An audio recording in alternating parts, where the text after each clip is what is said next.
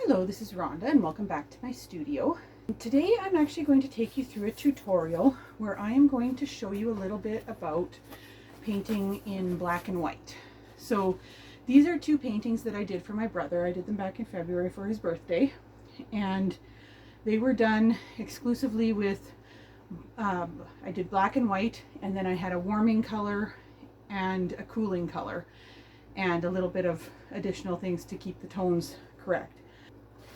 I do actually have a video of this one here, the guitar player, a time-lapse video, and I will post the link up here to that if you want to check out the time-lapse video of that one.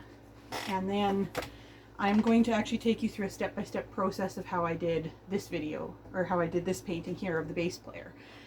It's quite interesting doing a study in black and white because you're basically having to really look at your lights and shadows. I found that it was actually quite interesting for me because I have always been a pencil artist prior to getting into painting. So I tend to see a lot of things in black and white when I'm drawing them and painting them. So it was an interesting exercise for me to transfer that when I'm drawing it, to transfer it into painting. Also, just trying to also get your warms and your cools still, even though you're painting in a monochromatic color scheme.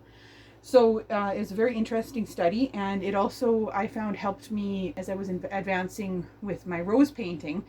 Painting in black and white like this helped me with my white roses, because with white roses it's easy to go up to a value 10 of pure white too quickly, and then your flower gets washed out. But painting a painting like this in pure black and white,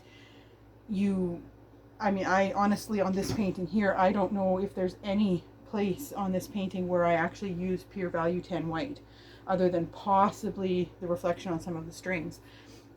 So it was a really good exercise in teaching me how to not use that value 10 white right away. So that was just something that goes along with what my mentor has been teaching me, and what I keep saying to people as well, is that painting something in a different genre will help you with your other paintings. So if you're having trouble with, say, your white roses, try painting a black and white guitar player. If you're having trouble, with something in your landscapes, try painting some flowers. You'll find that the lessons that you learn in each one carry over really well. So we'll go on down to my table and I will walk you through how I painted this. So today I am going to paint another black and white. Some of you may recall that I painted this one a while ago of a guitarist, and for my brother for his birthday actually. And I'm also going to paint him a bass player because he's a bassist.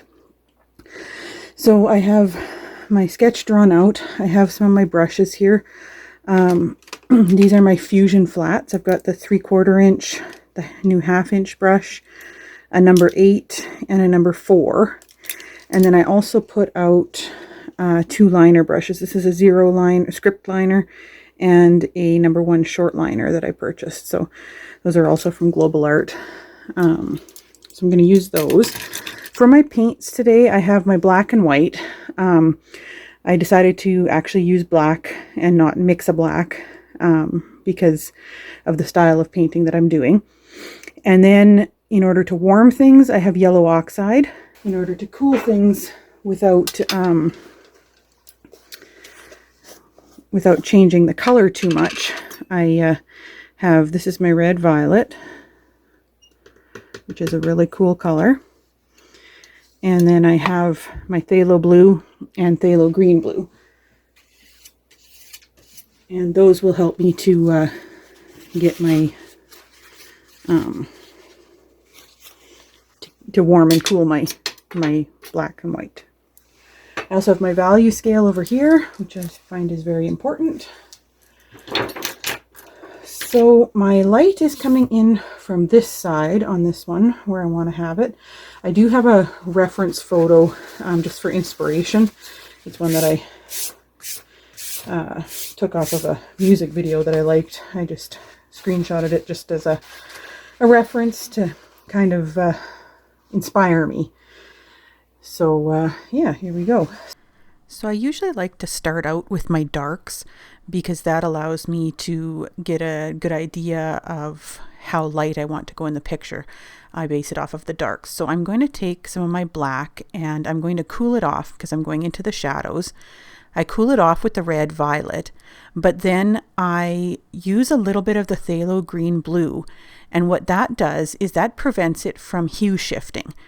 So what a hue shift would be if when I take my black and I add the red violet, it becomes quite purple. But the pine green or the phthalo green blue is on the opposite side of the color wheel. So if I use that phthalo green blue and add it in there, that will basically cancel out some of that reddishness of the violet and keep it as more of a black color or a gray. So that's what the phthalo green blue does, is it keeps my color from going too purple when I'm painting this area. So I'm going to go in here and I'm going to find some of my really dark areas. I'm going in with a big brush to just kind of block everything in. And I'm going to find the dark areas and start putting those in.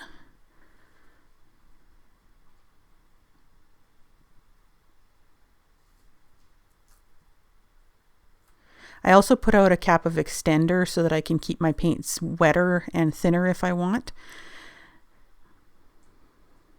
And that's what you'll see me dipping into now and then.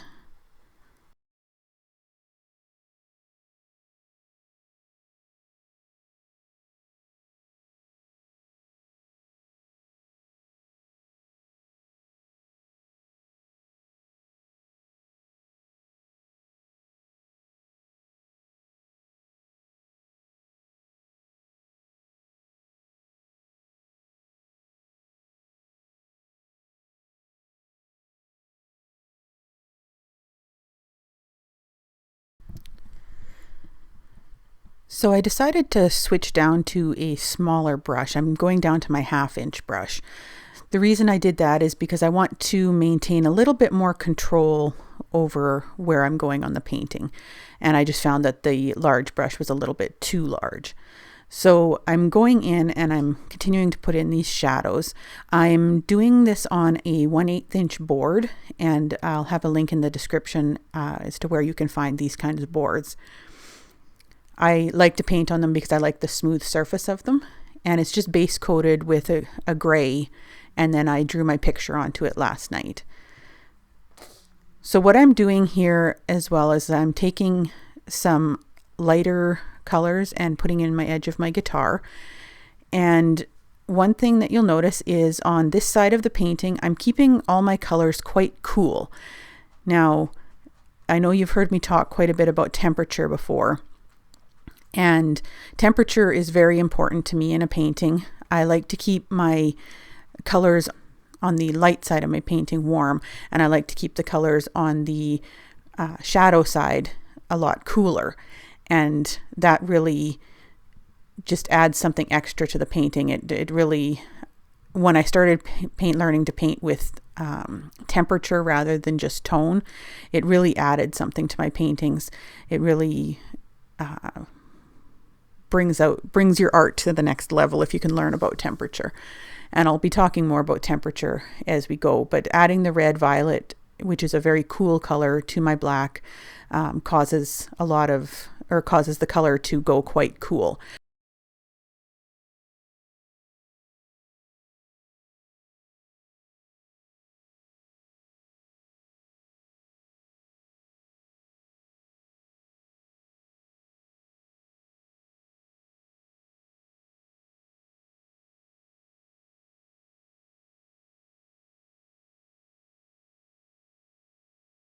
Now you see here I'm putting in the shadows, the deep shadows around the hand, and I'm keeping those shadows cool as well.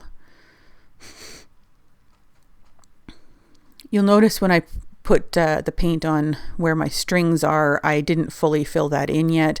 That was because I want to make sure that I know where my strings are. Perspective is huge in a painting like this. So I wanted the strings, your position is right at the guitar player's hand, and so the strings need to be further apart by the guitar player's hand than they are further out. So I was keeping an eye on where my strings were. I do end up filling in that area and then painting my strings back in fairly quickly into the painting, just because things weren't, it was a lot easier than trying to keep around those strings. Here you see me doing that now. I'm filling in that area, and then I'm going to go in later and paint the strings over top of it. But keeping that perspective in mind is really important.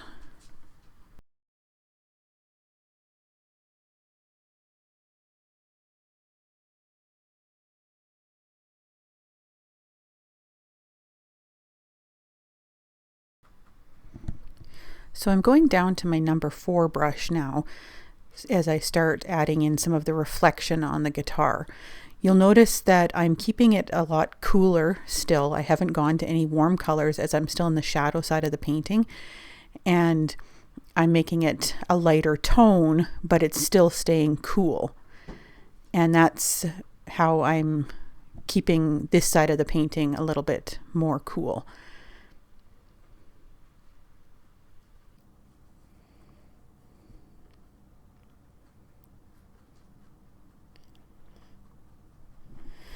So one of the things that I find when I'm painting these black and whites is it has really helped me with learning to see my values properly. One of the problems when you're painting in color is that the actual hues of the color can be very distracting and make it a little more difficult to actually see your values. Whereas when you're painting in black and white, you're just looking at this grayscale.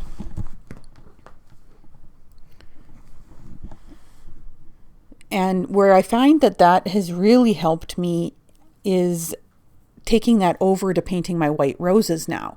So I have in the past had difficulty. We all develop habits. Some are good and some are bad.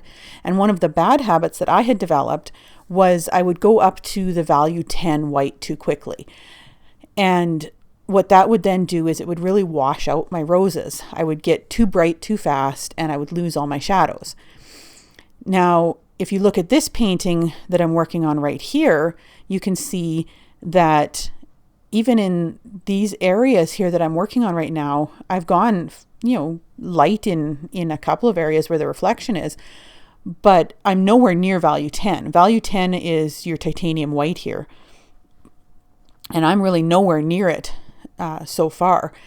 And by starting with my darks and moving towards my lights, that's another benefit, is that I can see where, how light I have to go. And I try and avoid going right up to that value 10 right away, because that will then, like I said before, it'll wash out your painting.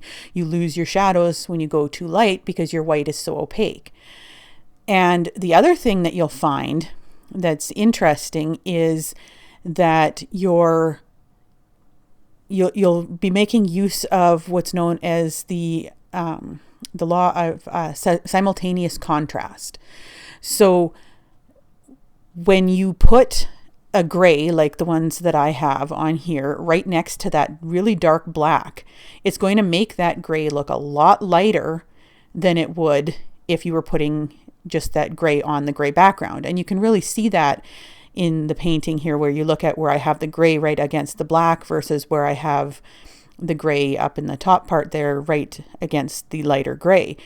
And you can see that the gray that's beside the black looks lighter, even though those are the same tones. And the reason is because when it's right next to that dark color, there's more contrast. So you've got this law of simultaneous contrast that's making your grays look lighter. So I don't need to go straight up to value 10 white because I'm using simultaneous contrast. So I can make a color that is more gray look lighter just by putting it right next to that dark black. So this painting is making use of a lot of that simultaneous contrast.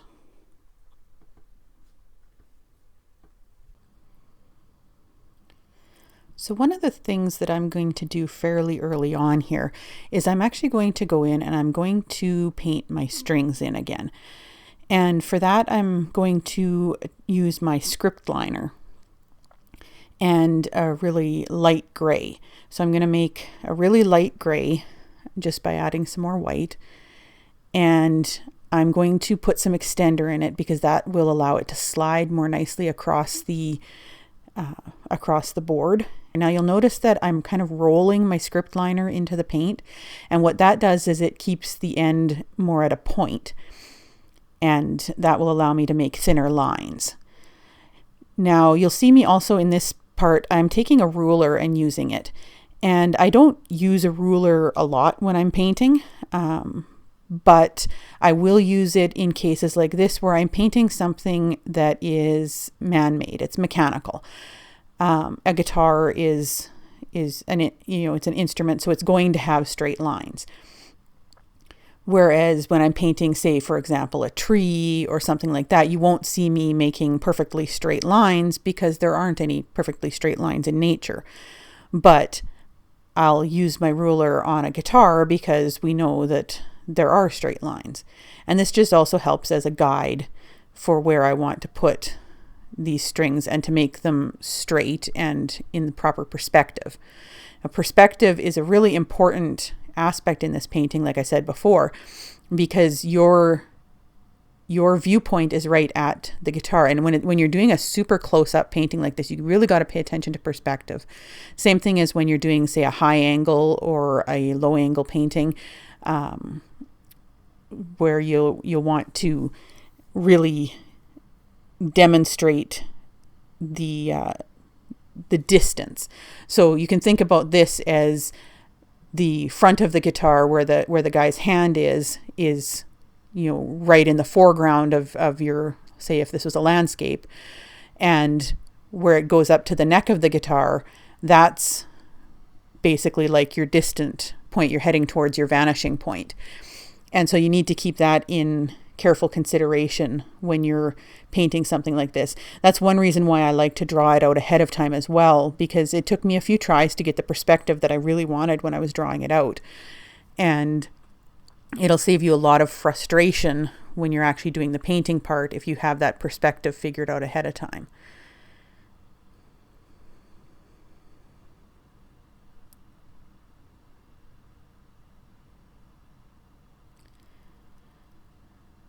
One of the reasons why I decided to paint this bass player is because my brother actually plays the bass, and so it's his birthday coming up, and so I decided that I was going to do these paintings for him for his birthday. And I thought that I would share that with you and show you my process for doing black and whites. You'll notice I'm not filling in this line entirely in some areas, and that's because the shadows are going to cover that up. And I will paint over these strings a few times to get them looking the way I want them to look, but I just really need to not lose where they are in my painting. So now I'm going to go back into my darks again and my cools and continue adding more shadows to the painting. And I'm going to fill in those areas around the strings. And the contrast of that dark with the way the light would be shining off of the strings is going to be important in this painting, because you want to show this painting is all about light. When you're focusing in like this and you're doing a black and white, and in particular these paintings, because the way I'm setting them up, it's a bright spotlight on the painting. And so your strings, for example, on your guitar are going to really be reflecting that light. But you're also going to have, for example, right now what I'm doing is I'm filling in the shadow of where his hand is. So you'll have the shadow of his hand, and then you'll have the light really reflecting off those strings. And so again, we're using contrast to really bring those strings of the guitar out. Those are going to be one of the focal point is the strings on the guitar is going to be one of the things that will draw your attention right away. And I'm doing that through using contrast. The light on the strings is very bright and quite white, and the shadows in this area are very dark, which is going to make those strings really pop off of the guitar neck.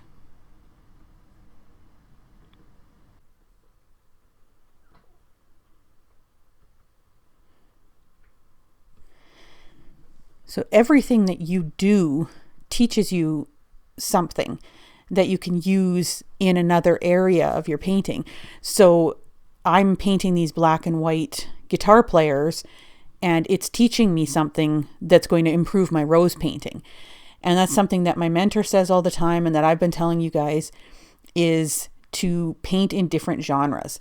So if I'm struggling with my roses, I'll go paint a landscape, and I learn something in that landscape painting that I can then take back and use to improve my roses. If I'm struggling with, say, painting an animal, I'll go and I'll paint a guitar player. If I'm struggling with painting something to do with a landscape, maybe I'll go and paint some florals, and I'll learn something about lights and shadows and about color, and that when I'm painting the florals, and then I can use that to go in and improve my landscapes.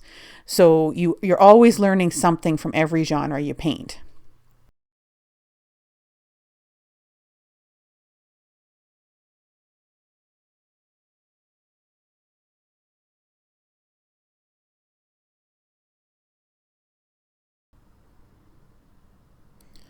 So the next step I'm going to do here is I'm actually going to make a warmer black, because I'm going to move over to this side now, and this area is still behind the guitar player.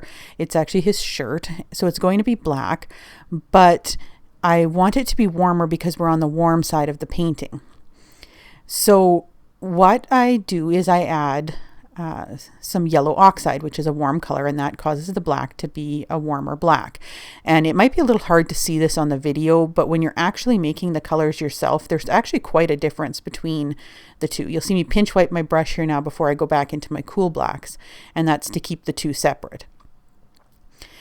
Now, why did I use yellow oxide instead of, for example, Hansa yellow when I'm making my warm black? And that is because carbon black, which is what I'm using, tends to lean towards the blue or the blue-green sort of side of the spectrum. It's a little bit closer to the blue.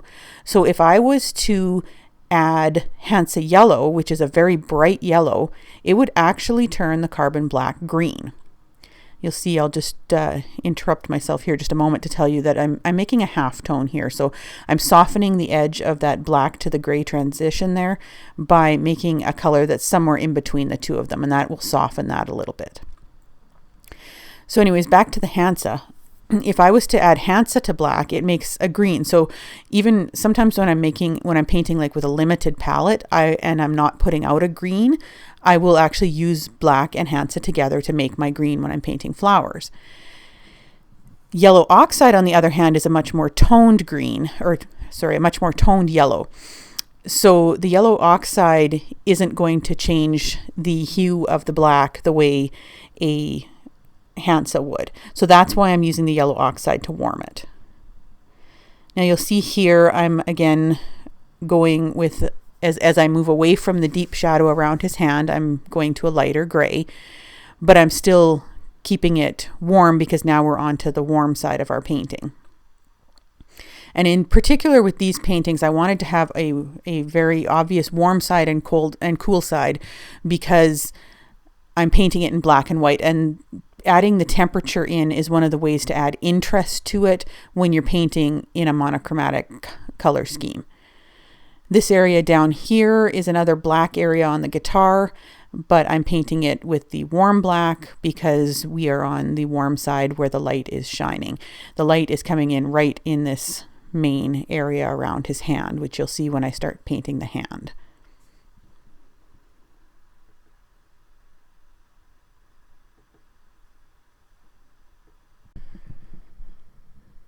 So again, part of why I'm putting all these darks in first is because that way it will direct me to know how light I actually want to go with the painting. Part of painting is learning your habits, and we all have them, and learning what your habits are and when to break them is an important part of learning as an artist. And for myself, I know that I do tend to go too light too fast. So in order to combat that, I'm focusing on the darks first.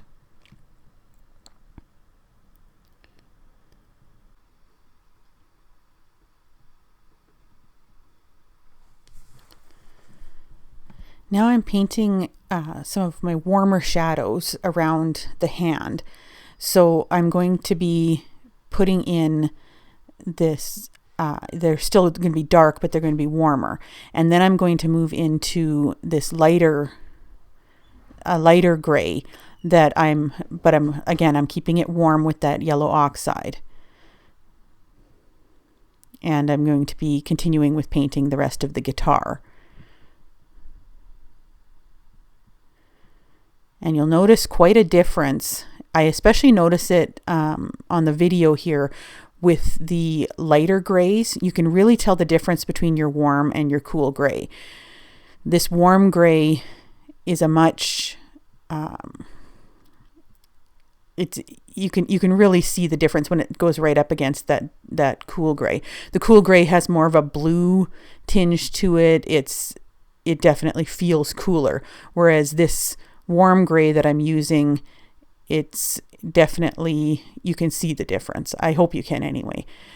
And when you mix these yourself, you'll really be able to see it. Sometimes it depends on your computer monitor or your phone monitor when you're looking at it. But when you actually see the different colors side by side is when you can really tell the difference. Now I'm adding more tones in, some lighter tones and darker tones, just to add more interest to the guitar itself and to kind of bring out the areas where the light might be hitting it versus where it's still in some shadow from his hand or from his body, that sort of thing.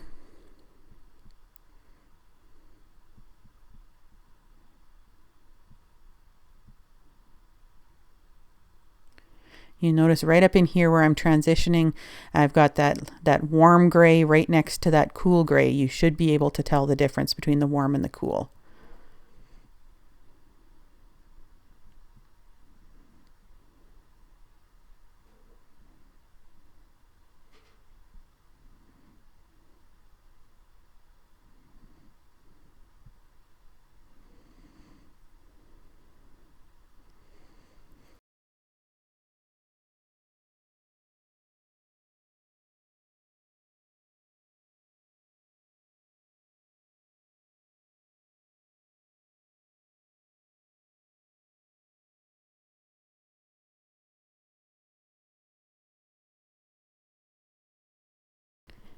Now down in this area, this is where my light is really focused.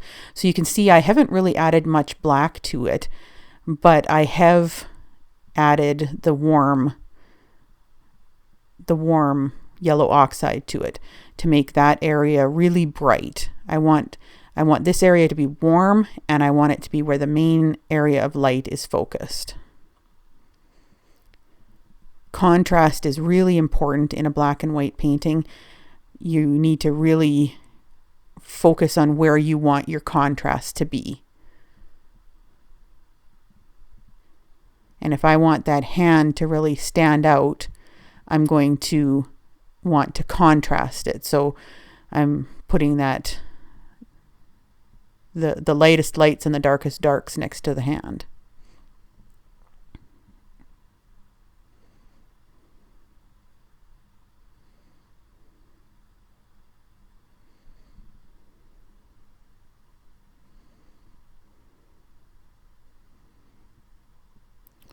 And as I move further away from the light source, you'll see I'm starting to darken my value of my gray down again. The further away from the light I move, the darker that value will become.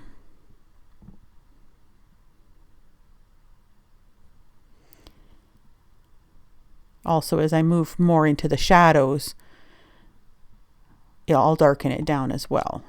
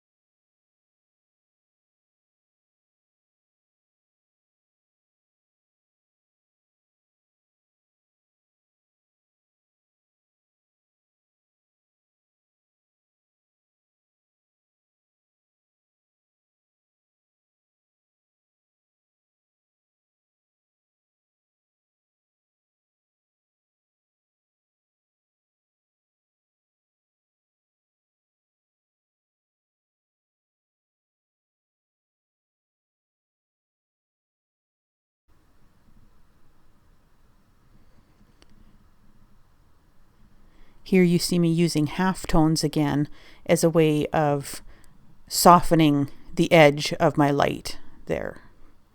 But you'll notice I'm still keeping that deep shadow by his hand.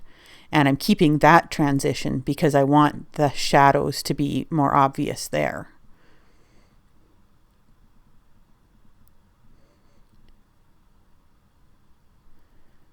I'm softening that a little bit with a halftone as well. As you come out of the deep shadow of his hand there, I'm softening that into the lighter gray. And how much you soften that is going to be up to you. Sometimes I'll keep it a lot more contrast, and other times I'll soften it more. And that's your choice as the artist, how much you actually want to soften that. And you'll see I felt like I softened it too much by the hand, so I'm going back in and darkening it down again.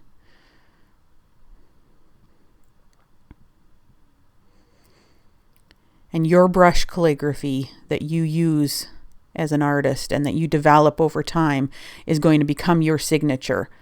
That's what people will notice on your paintings is your brush calligraphy. They'll be able to see how you're moving your brush in a unique way. So all those choices that you make as you're painting really define who you are as an artist.